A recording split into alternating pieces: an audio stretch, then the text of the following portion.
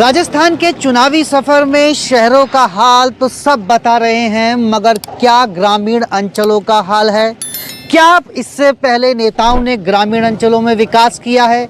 उन्हीं के सभी दावों को हम जानने की कोशिश करते हैं। और हमारे साथ हम भरतपुर विधानसभा में शहनावली गांव में हैं और हमारे पास यहाँ दो पड़ाव के लोग हैं। सबसे अच्छी बात है कि एक उम्र का पड़ाव वो कि जो लगभग 4 दशक से भी ज़्यादा देख चुका है, यानी कि पिछली हम बात करें तो लगभग सरकारों का 5 से 6 कार्यकाल देख चुका है। और एक वो हमारे साथ कड़ी है उम्र की, जो अभी नौजवान हैं और व्यापार की ओर देख रहे हैं, क्योंकि देश भर में बेरोजगारी का आलम है। तमाम लोग रोजगार को लेकर के सवाल उठा रहे हैं, चाहे वो अग्निवीर योजना हो, उसको लेकर के सवाल उठ रहे हैं कि 4 साल सिर्फ अग्निवीर में और उसमें भी उसके बाद उनको कुछ नहीं।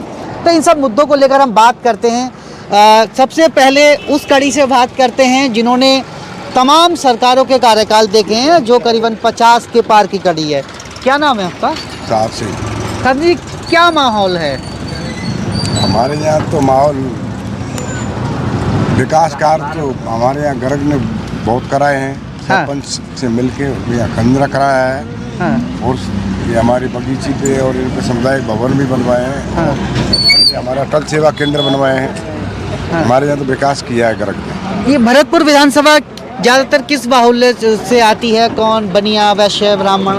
इसमें बनिया भी हैं, जाट भी हैं, SC के भी हैं, जाटव भी हैं, सब समाज है। इसमें ज़्यादातर बनिया ज़्यादा है। अच्छा, तो ये जो सीट किसके खाते में गई थी अभी पिछली बार इलेक्शन में?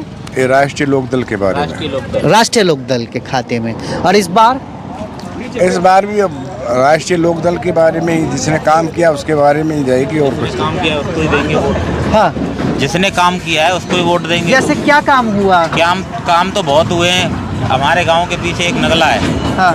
70 साल में आज तक कोई रास्ता नहीं। आदमी दिखाने जाते थे, रास्ता में खत्म हो जाता था। अब वो सड़क बनवा दी है। बीजेपी कहती है कि जो है सरकार, जो इस समय मौजूदा सरकार है, उसने ठग लिया है लोगों को। नहीं, कांग्रेस सरकार ने बहुत बढ़िया काम किया है। बीजेपी ही ठग रही है। पूरा देश बेच के रख दिया।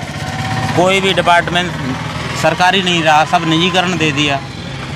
बिल्कुल, ज़्यादातर लोग सवाल यही उठा रहे हैं, ज़्यादातर जगह सरकारी है। और हमारे साथ नौजवान भी हैं और कुछ नौजवान बात करना चाहें तो कि क्या रोजगार के लिए कुछ तैयारी?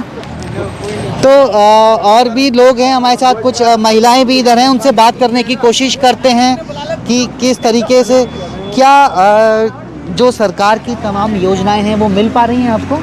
मिल पा रही हैं। अच्छा, गांव में कैसा काम हुआ है? हम देख रहे हैं ये सड़क अभी तक तो थोड़ा बनी नहीं है, खड़ंजा है। बन रही है, मतलब मंदिर की साइड में मंदिर बनना हो या नाजी खंजा तो बनावट बना रहा है। अच्छा। तो ज़्यादातर लोग कह रहे हैं कि रोजगार को लेकर। जी, आपने क्या किया हुआ है? आप बता रहे थे बीएड कर रखी है। बीएड कर रखी है? पुताई क्यों कर रहे हो? बेरोजगार हूँ।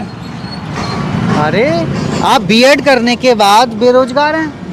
भैया पेपर लीक कह रहे हैं। अब पेपर लीक कह रहे हैं, अब बताओ तुम क्या होगा?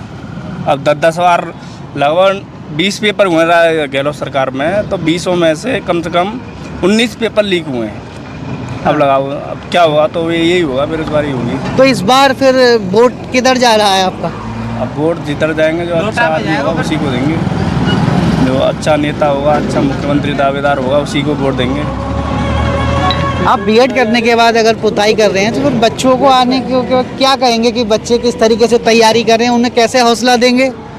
हौसला ये देंगे कि पढ़ना भी चाहिए। हालांकि पढ़ना तो चाहिए ही चाहिए, क्योंकि इससे भी नौकरी लगेगी।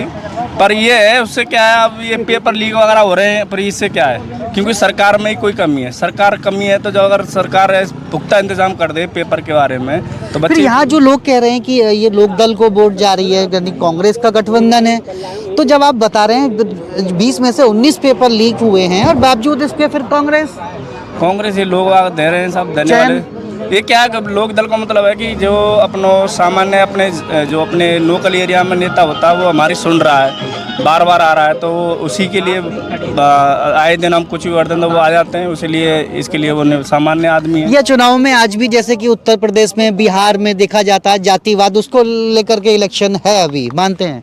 नहीं, अपने इधर तो नहीं है, इधर तो नहीं है, अपने ना गांव में तो नहीं है, क्योंकि जातिवाद के ऊपर तो नहीं है, क्योंकि सामान्य आदमी है तो मतलब अपनी सुन भी लेता है नेता। जातिवाद का चुनाव तो ऑल इंडिया में है। हाँ। जाति के ऊपर ही चुनाव होता क्या है। इससे ऊपर उठना चाहिए ना? अब क्या लगता है कि जातिवाद से ऊपर उठ करके इलेक्शन में वोट होना? हाँ, जातिवाद के हिसाब से उठ के अलग होना चाहिए, नहीं तो कोई भी इलेक्शन हो जातिवाद तो हर में होता है। जाति हमें एससी का हूँ, मैं जाटव हूँ, हमको तो कहते हैं ये तो हाथी वाले हैं। हाँ। चाहे हम वोट दे दे किसी को भी, मेन चीज तो जातिवाद यही हो गया ना, चाहे कोई सा इलेक्शन हो, इससे मतलब नहीं है। और आप कह रहे हो विकास की गड़ी तो केंद्र सरकार से शुरू होती है। केंद्र सरकार ने छोटे मोटे उद्योगपति हैं, अंबार हैं, हम खोलने कोई काम सब ठप करके रख दिया। अब महंगाई देखो कितनी हो गई है। तो बिल्कुल यहाँ एससी समुदाय के जो लोग हैं, मैं उनके साथ था और उन्हीं के साथ हम बातचीत कर रहे थे।